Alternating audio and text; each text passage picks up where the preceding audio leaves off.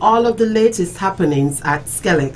This morning I am joined by two distinguished gentlemen who I will allow to introduce themselves before we get into this morning's conversation. Good morning, gentlemen.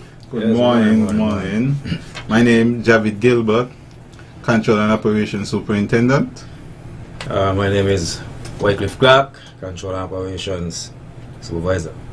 All right, good morning, Javed, and good morning, Wycliffe. You are definitely no strangers to the program. Javed is here on a regular basis, and Wycliffe would have been here before. And the last time they were here together would have been last year when we were discussing electrical safety. We're here again to speak about electrical safety, primarily because we can't speak about it enough. These are still challenges that we continue to witness based on what our customers will say to us, and we have safety as one of the major priorities at SKELEC, and that is why it is our aim to educate the public about electrical safety. So Mr. Gilbert, Mr. Clarke, tell me, what is electrical safety and why is it crucial in the daily operations at SKELEC? Electrical safety. This is a practice that professions in our field carry out on a daily basis, are to carry out on a daily basis, because the first thing, electricity is a hazard. You cannot see it, but its presence is there. So what we have to do, wear the proper PPEs, carry out the work in a safe way, being trained, being updated with knowledge on a regular basis, so one be able to carry out their work or their duties, the electrical work, in a safe way. Mr. Clarke, anything to add? As Mr. Gilbert said, it's crucial in the daily operations. As he said, you can't see it, but the presence is there. And you don't want to know its presence, but you're feeling it, because that's the only way you're going to know it. And feeling it is a shock up, right? You don't want that. In some of the fields that you might get, you may not exist again. Put it that way. So, okay. So, as I said, safety, the practice of the safety is paramount. Now, Javed started earlier by speaking about the use of the PPEs. What are some of the practices that your teams in particular follow to prevent any sort of electrical hazard, especially on a day-to-day basis? What are some of the things that have to be done, some of the contingencies, some of the processes and procedures that our team members embark on a day-to-day basis? Yes, Patrice, what we normally do on a regular basis, there are a few things. Yes, electrical, but also other hazards. For instance, if we are walking along a very busy road, we have to put out the cones, have the various light that will flash to indicate to other road users. We do that. Some of the things, when we take off the power, we put up our earthing sets. We make sure that we have the appropriate PPEs to be worn to do the job, because the danger present could vary from one category to the next. So probably at one moment, if we just probably dealing with a lower voltage, we use the appropriate PPEs to complement that, and for higher voltages we also is the same, to wear the proper PPEs, the gloves, the HV gloves, the proper shoes, the hard hats, the FR clothing, the fire retardant clothing. There are different categories of fire retardant clothing that you are to wear depending on the danger that is present. Yes. You mentioned PPEs. I'm not sure how many of our listening audience can relate to or understand what PPE means. Oh, personal protective equipment. Okay. And we were at a career fair. Well, we've been at several career fairs this month alone, and we had the children putting on the different PPEs, and many persons don't even realize the different types that we have. So y'all are on the transmission and distribution side, so definitely the hard hat and the gloves and everything else that you mentioned. But over on the generation side, there is the earmuffs, the big Yes. they look like headphones, but they're not. That is one of the PPEs that they wear as well. All of our crew members on TND and in generation, they're wearing fire retardant clothing in one way or another. Yes. So not all of our team members are geared in the same way because they are more exposed to different types of risks. And so that is why all of us don't dress alike, we don't look alike because of the different risks that we encounter. But safety is very, very important. At SKELEC, we will have introduced a safety and security department over a year ago, and that individual manager has been policing a lot of these procedures to ensure that we minimize any safety hazard, electrical hazard or risk that can encounter. So we've already spoken about the PPEs and the different types of PPEs and different types of practices. Is there anything that we would have left out, Mr. Clarke, that you think you might want to add, or it's fair for us to move on?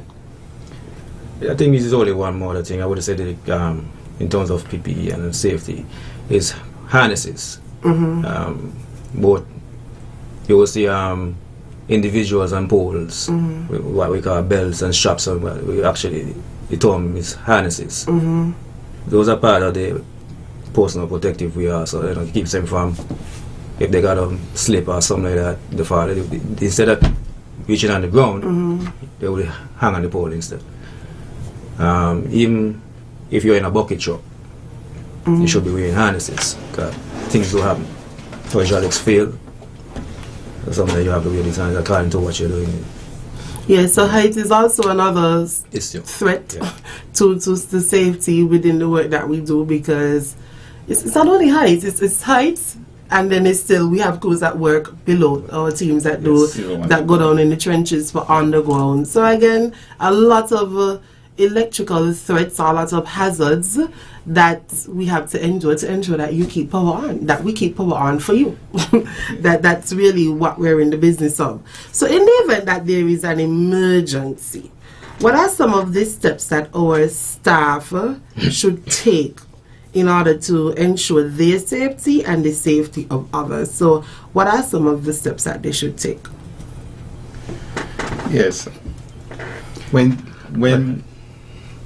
there is an emergency and we go out there, first thing we do an assessment to see what is taking place. Then we isolate the circuit so that persons around or anything that can be potentially become in contact with electricity, that does not take place. And then we go about putting down the safety cones, the standard practices that will keep us safe, and also the community persons that walk along the roadways, drivers, that when we go ahead and do this job, that everyone is safe. So those are some of the standard things. Sometimes it might take us 20, 30, 40 minutes, depending on what has taken place, maybe a couple down poles because of an accident, and all of this is part of the standard, especially when we're trying to get back on the power, and the customers may call in and say, well, when we're going to get back our electricity? Well, we have to be patient, and then we will go ahead and do our work safely, because we too need to go back home to our families in a safe, orderly manner. Just how we left this morning, we want to return home in the evening, probably in the following day, because depending on the severity of the work, safe also to our families. Yes, that's definitely one of our priorities. You wanted to add something, Wycliffe? No, I think you pretty much covered that. Okay. Now, we're not only speaking about electrical safety from the aspects of our employees and what we do at SKELEC, but we also want to take this opportunity to have a conversation about what consumers should look out for in their homes, The last time we were here, persons called in and spoke about, hey, I was experiencing this shock, and shortly after there was a fire at my home, electrical fire. So we want to also use this opportunity to educate you. So what are some of the common hazards or things that persons should be mindful of within their homes that is happening, that they're thinking it's just normal, or they've grown to become accustomed to it? What is it that we want our consumers to be mindful of? Some of the things that should be looking out for is broken switches, broken switch covers. You know, some people may have the faceplates, what we say, covers for the outlets. Some people call them sockets, and the switch covers. You know, once these are broken, you expose the conductors on the inside. You know, if you got a young child, or even you as an adult, you could accidentally stick your finger inside it, you get electrocuted. You may come out your bathroom, you just don't take a shower, you just wash your hands or something, you're going to operate a switch and it's broken. The water can run, trickle down into that switch. When you operate it, you get electrocuted. Another thing is broken wires. Like, a lot of people use extension cords, and sometimes after time they get break, they start to expose the wires on the inside. Some people may try and put on a little tape on them, but sometimes it's not the proper thing. Eventually you're going to peel back off. So sometimes if this got a short out now, a can 2 is short out, it may be close to something that's extremely flammable. If sparks, then you got electrical fires. All these broken stuff. Plugs is another thing. In your appliances, some plugs have 3 pins on them. One of them is for earthing, and the earth is supposed to protect you from being electrocuted. If that earth pin is broken off, then your protection from that appliance is no longer exists. So sometimes you gotta look for this. If they're broken off, you should have your plugs replaced. Also, some people have GFI circuit in their house, you know, it's a little outlet with 2 buttons on it. Sometimes they after every month you should actually go press the test button, make sure it trips, press the reset button, make sure it trips. If it doesn't do that, the protection on that unit is no longer exists, so you know you present yourself to electrical danger also. I think I said I'm more for that one. Yeah. Okay, how about you, Javed? Yes, what do you want to add? Yeah, what else I can add? During when I was had the opportunity to be to visit a school earlier this month, one of the questions the students, well, it was primary students mostly, mommy and daddy just asked me to go and pull out the adapter, the phone adapter out of the wall. I told them, no, do not do that, because there is a presence of possible electrical shock.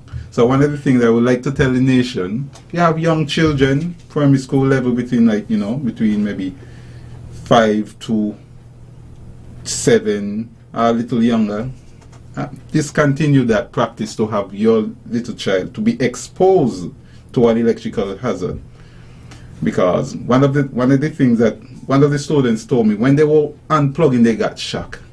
Got a slight shock. So, this one of the things I would like to say in terms of electrical safety, you are the parent, you are the adult, you present yourself there, because more than likely you will observe things that the child may not observe in terms of that. So that's one of the things. Yes. But I'm glad you brought up this shock, because I want us to take the opportunity to talk more about this whole idea of people just getting shock and it's a normal part of their day, and they don't do anything about it. Let's take the opportunity to really sensitize the public about how dangerous this is and what they need to do when it happens. Yes. Before we move on, one other thing I didn't mention is the grounding of a house. Sometimes we need to walk around my homes. There's a ground right outside. Everybody should know where the ground exists. At times, you know, especially if you got vegetation, landscaping around your house, you know, when the guys cut the yard, they may damage that wire, break it off.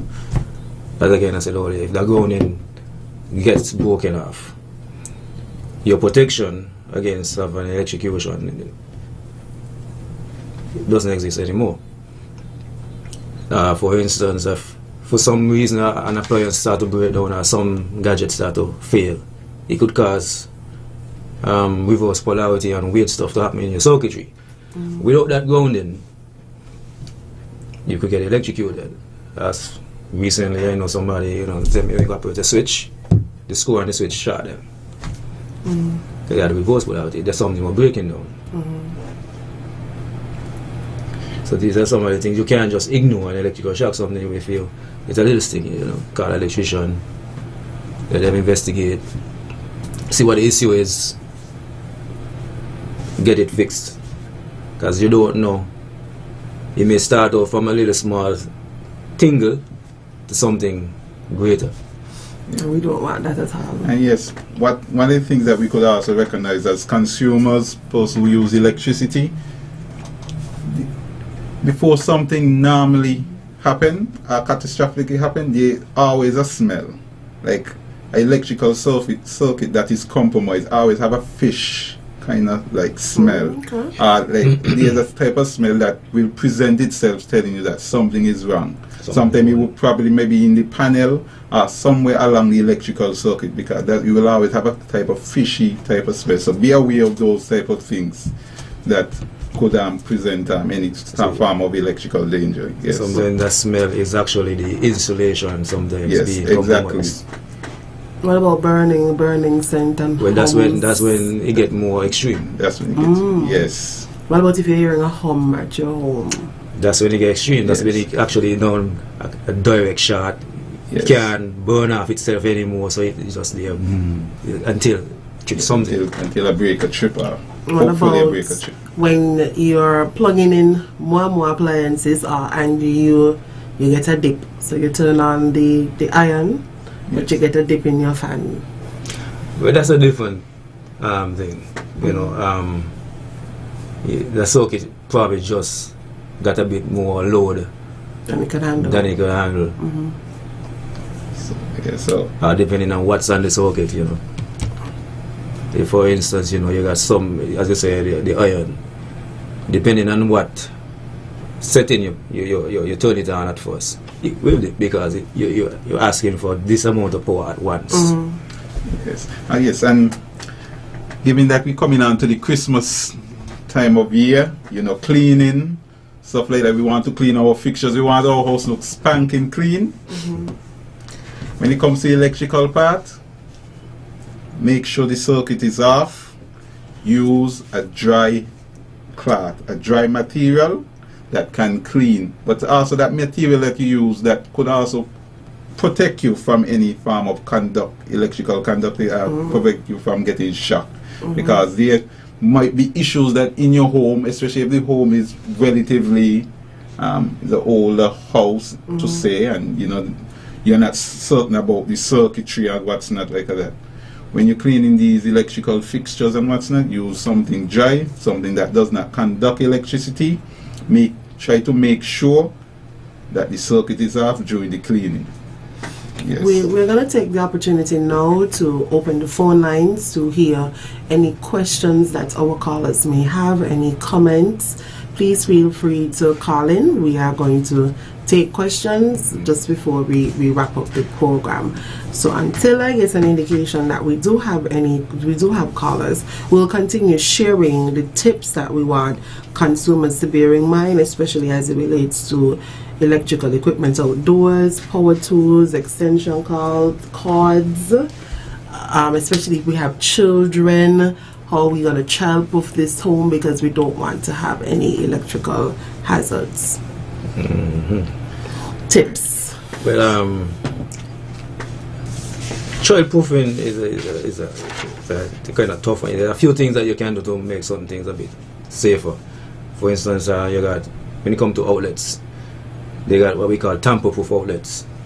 That when you look at them, you cannot just look inside and see the conductors.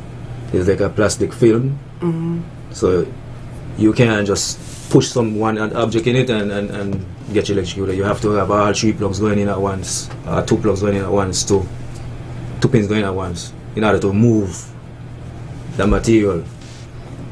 So it safeguards anybody from just sticking anything inside here.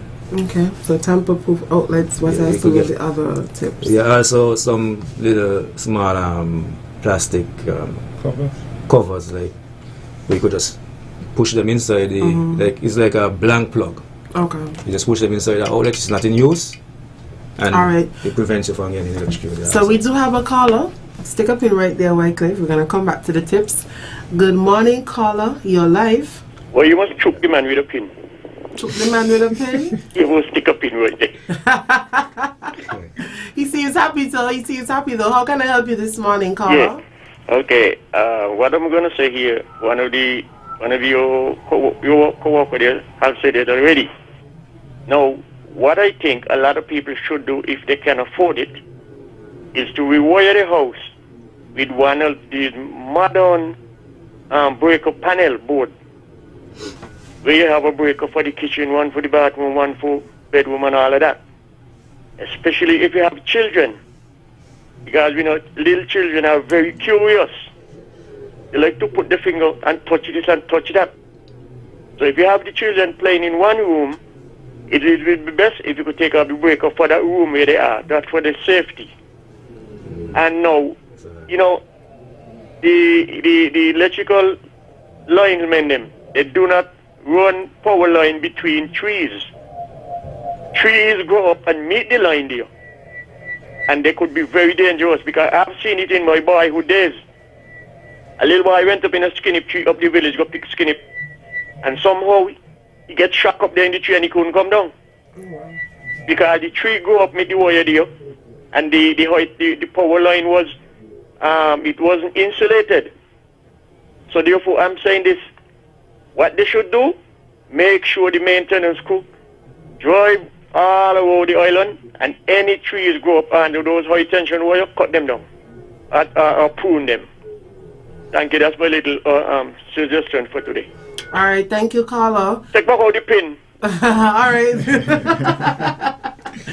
Jiki, do we have any more callers? Okay. So there are 2 topics we're going to talk about. So Javed, I want you to talk about the vegetation management that we do. Okay. And Wycliffe, you can take the first part about the rewiring of the home and the different panels for the different homes.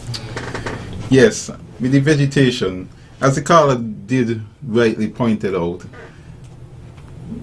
most of the time the trees that goes up into the line meet the current circuit that is above there. I always encourage customers, try not to plant any trees, especially their fruit trees or what's not close to our lines. These are situations that we keep on being calling to, where customers would call us and saying that they have a tree that has grown up into our lines. We do our assessments, we have to take off the power, we have to cut the tree. Taking off the power, that is a cost to SKELEC, because there will be not only that customer being affected of having no electricity, but probably maybe an entire community or parts of a community. So that's kilowatt per hours that we are not meeting, that we are not having. So customers need to be responsible in terms of taking care of that. Yes, when you see trees nearing lines, let us know, because as we know, electricity can travel down that tree and affect persons in some extremes way that we do not want it to occur. So I do encourage customers, let us know. Our tree cutting program is a weekly, day by day thing. We continue manage our trees that in the area, especially during this rainy season, where we find that the trees are growing even faster to say. So it's a lot of work on us, but one of the things to help us here at SKELEC, customers be aware they plant their fruit trees. Yes, we do need our fruits to live a healthier life, but avoid planting your tree around SKELEC electrical lines. And then when we do come to cut them, You're mindful. no, not on the cut. Like, sometimes the customers are very unreasonable. Like, what you cutting down my fruit tree? And it's just like, we have to have a balance here. Yes, the foods, they are important, nutritional, yes, but we still have an obligation to ensure that we are providing supply and service in a very safe manner. And safe, yes, safety is very, very important for us. So please don't meet us with any resistance when we come to cut the trees. All right, Wycliffe, the next part of the question is for you. And he says, like we wire off houses. That's gonna be a hard one, actually. So it would bring you back to just trying to, as I said, child-proof it as much as possible. Mm-hmm. And as I said earlier, you could put in some of those outlets as tamper-proof outlets, where you know kids were more likely to be the same blank plugs. Mm-hmm. You could just push them in. They just push them in just like that. You're not using them. It's an outlet you hardly use. You should just put them in. The next thing is just according to the age of the child. Educate the child.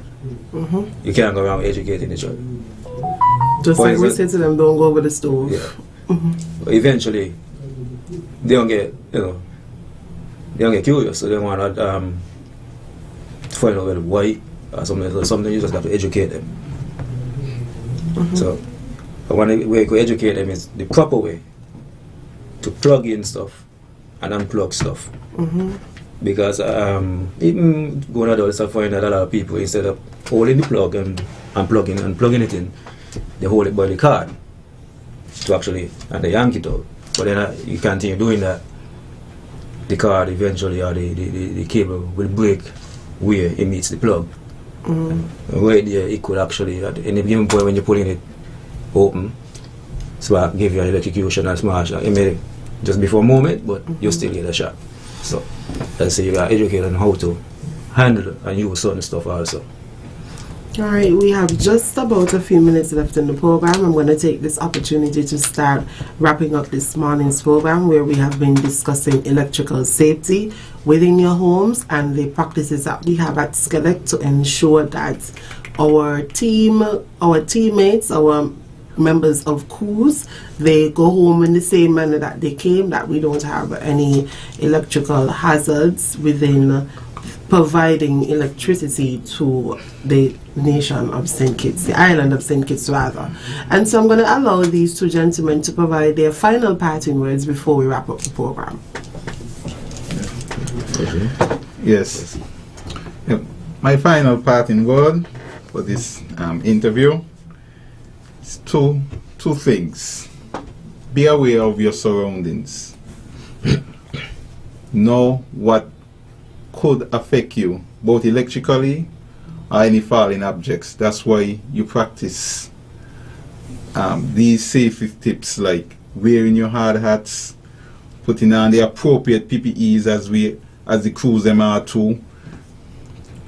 Also planning the job ahead, so you could factor in everything that could possibly go wrong and the things that needs to be done to avert from these things going wrong. It's coming on to the Christmas season.